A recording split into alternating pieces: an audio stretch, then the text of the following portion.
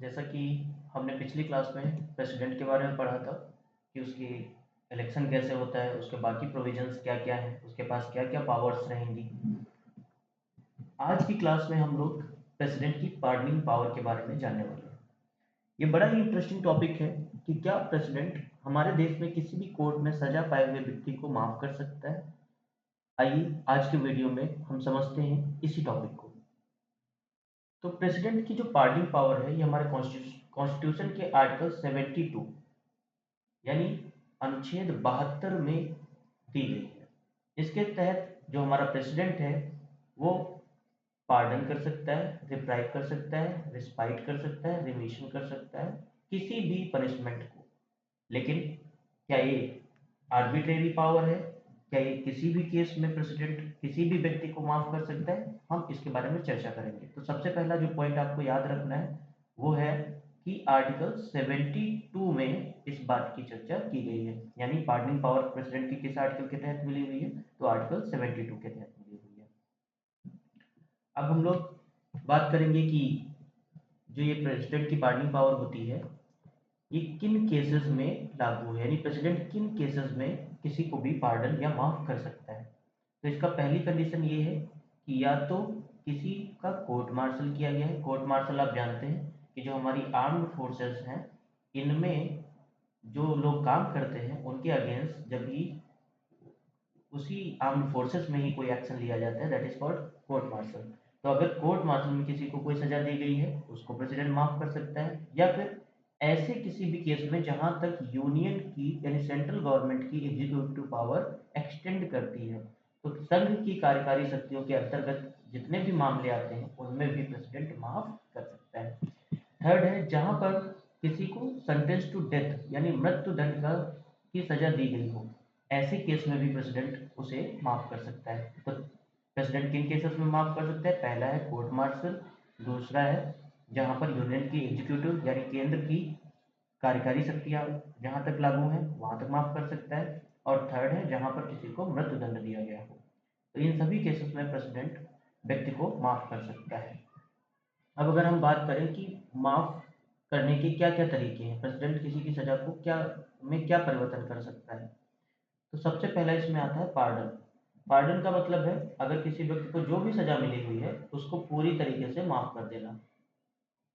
इसमें उस व्यक्ति की सेंटेंस खत्म हो जाती है, उसकी पनिशमेंट पूरी तरीके से खत्म हो जाती है और उसके ऊपर जितनी भी डिस्क्वालिफिकेशंस थी वो भी समाप्त कर दी जाती हैं। यानी व्यक्ति बिल्कुल उसी तरीके से हो जाता है जैसे उसने वह अपराध किया ही ना हो। उसके ऊपर कोई डिस्क्वालिफिकेशन नहीं रहती, यानी कोई अयोग्यता नहीं रहती, ना ही उसको कोई सजा आगे दी जाती है अगर प्रेसिडेंट ने उसे पार्डन कर दिया है तो।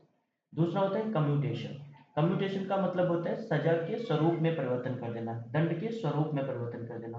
तो ये फॉर्म ऑफ पनिशमेंट को चेंज करता है। इसमें अगर किसी को राइगरस इम्प्रिजमेंट दी गई है तो उसको लाइट इम्प्रिजमेंट में चेंज कर देना, जैसे कठोर कारावास को साधारण कारावास में बदल देना, या किसी को डेथ सेंटेंस दी गई है तो पूरी तरीके से उसे माफ ना करना बल्कि उसको लाइफ सेंटेंस में चेंज कर देना। तो ये सब कम्यूटेशन में आता है। फिर आता है रिमिशन। रिमिशन का मतलब होता है सजा की टेन्योर को कम कर देना, अवधि को कम कर देना। जैसे किसी को 6 ईयर का इम्प्रिजमेंट मिला हुआ था तो उसको 2 या 3 साल में परिवर्तित कर देना, ये कहलाता है रिमिशन। फिर आता है रिस्पाइट। रिस्पाइट में हम सजा के स्वरूप को चेंज करते हैं या उसकी अवधि को कम करते हैं, लेकिन कुछ स्पेशल ग्राउंड्स में, किन्हीं विशेष परिस्थितियों में ही इसका प्रयोग किया जाता है। जैसे मान लेते कोई महिला है जिसने कोई क्राइम किया है और कोर्ट ने उसको मृत्युदंड दे दिया है लेकिन वो प्रेग्नेंट है, तो ऐसा है कि अगर उसको फांसी की सजा दी गई तो उसके पेट में जो बच्चा है उसकी भी डेथ हो जाएगी। तो ऐसी कंडीशन में भी प्रेसिडेंट ये स्पेशल जो कंडीशंस होती है यहाँ पर वो सजा को कम कर सकता है या माफ कर सकता है, दैट इज कॉल्ड रिस्पाइट। फिर आते हैं रिप्राइव। रिप्राइव का मतलब होता है प्रविलंबन। इसका मतलब है सजा पे स्टे ऑर्डर एक तरीके का होता है कि सजा को कुछ समय के लिए रोक दिया जाए ताकि जो कह सकते हो जिसने जो क्रिमिनल है जिसने उसको किया हुआ है, उस अपराध को किया हुआ है और जिसको दंड मिला हुआ है वो बाकी ऑप्शंस को एक्सप्लोर कर सके, उसके लिए उसको समय मिल जाए। इसलिए प्रेसिडेंट उसकी सजा को रिप्राइव कर सकता है यानी कुछ समय के लिए स्टे भी दे सकता है। तो फिर से मैं रिवाइज करा दूं, पार्डन मतलब पूरी तरीके से सजा को खत्म कर देना, कम्यूटेशन मतलब लाइटर फॉर्म में चेंज कर देना, कठोर कारावास जैसे है तो उसको साधारण कारावास में बदल देना, रिमिशन यानी दंड की अवधि को कम कर देना, इस सेंटेंस के पीरियड को कम कर देना, रिस्पाइट यानी किसी विशेष परिस्थितियों में सजा को बदलना, और रिप्राइट एक सजा पे स्टे ऑर्डर होता है। अब अगर हम बात करें नेचर ऑफ दिस पावर, तो ये जो पावर है इसको सुप्रीम कोर्ट ने कई केसेस में एनालाइज करने के बाद एक गाइडलाइंस दी, जो गाइडलाइंस दी उसमें सबसे पहली चीज तो ये है कि ये प्रेसिडेंट की एग्जीक्यूटिव पावर है, यानी एक कार्यपालिका संबंधी शक्ति है। बहुत सारी बुक्स में आपको मिलता है कि ये जुडिशियल पावर है प्रेसिडेंट की, नहीं, ये जुडिशियल पावर नहीं है, ये एक कार्यपालिका संबंधी शक्ति है। दूसरा, इसका प्रयोग प्रेसिडेंट आर्बिट्रेरी तरीके से नहीं कर सकता, उसको इसका प्रयोग aid and advice of council of minister से ही करना पड़ेगा, यानी मंत्रिपरिषद की सलाह के आधार पर ही वो इसका उपयोग कर सकता है।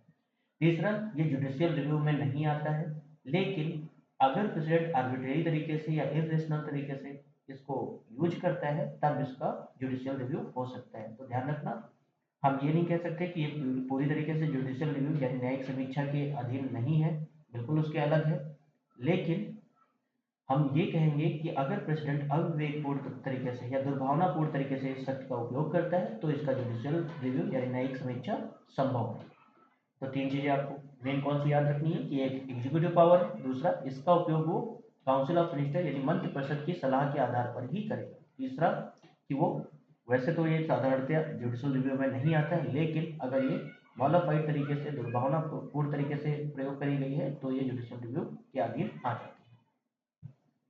इसके बाद हम आते हैं कि कैसे प्रेसिडेंट की जो पार्डनिंग पावर है ये गवर्नर से अलग है। गवर्नर को भी पार्डनिंग पावर मिली हुई है, ये ध्यान रखना, आर्टिकल 161 के अंडर में प्रेसिडेंट गवर्नर को पार्डनिंग पावर दी गई है, तो ये भी ध्यान रखना। प्रेसिडेंट को कौन से आर्टिकल के तहत दी गई पार्डनिंग पावर 72, और गवर्नर को कौन से आर्टिकल के तहत पावर दी गई पार्डनिंग 161। कैसे ये चेंज है, तो जो हमारा प्रेसिडेंट होता है कोर्ट मार्शल के केसेस में पार्डनिंग पावर है उसके पास, जबकि गवर्नर के पास ये पावर नहीं है, यानी अगर किसी का कोर्ट मार्शल हुआ है, आर्म फोर्सेस ने उसको सजा दी है, तो उसका गवर्नर माफ नहीं कर सकता, उसको सिर्फ प्रेसिडेंट माफ कर सकता है। दूसरा, जो डेथ सेंटेंसेस है, जहाँ पे किसी को सेंटेंस टू डेथ मिला हुआ है, मृत्यु दंड की सजा मिली हुई है, उसको केवल प्रेसिडेंट ही माफ कर सकता है, गवर्नर माफ नहीं कर सकता। तो आज की क्लास में हमने इंपॉर्टेंट चीज़ें जो देखी उसको मैं एक बार फिर से रिकेप कर देता हूँ कि जो हमारा प्रेसिडेंट है उसको अंडर आर्टिकल 72 पार्डनिंग पावर मिली हुई है, ठीक है। उसके बाद हमने देखा कि किन केसेस में प्रेसिडेंट माफ कर सकते हैं, तो यूनियन गवर्नमेंट का कोई लॉ हो, यूनियन गवर्नमेंट का कोई लॉ हो, या फिर कोर्ट मार्शल ने सजा दी हो, या डेथ सेंटेंस मिला हुआ हो तो माफ कर सकता है। फिर हमने देखा कौन कौन से तरीके हैं माफ करने के, तो पार्डन है, कम्यूटेशन है, रिमिशन है, रिस्पाइट है, रिप्राइज है। इसके बाद हमने देखा कि ये गवर्नर की जो गवर्नर को पार्डनिंग पावर मिली हुई है अंडर आर्टिकल 161, उससे कैसे अलग है, तो हमने देखा कि प्रेसिडेंट जो है वो डेथ सेंटेंसेस को माफ कर सकता है जबकि गवर्नर नहीं कर सकता। दूसरा, कोर्ट मार्शल की से अगर किसी को सजा मिली है तो प्रेसिडेंट माफ कर सकता है जबकि गवर्नर नहीं कर सकता। अगर आपका कोई डाउट है तो आप कमेंट सेक्शन में लिख सकते हैं। बाकी थैंक यू, और अगली वीडियो में हम प्रेसिडेंट के वीटो पावर के बारे में चर्चा करेंगे।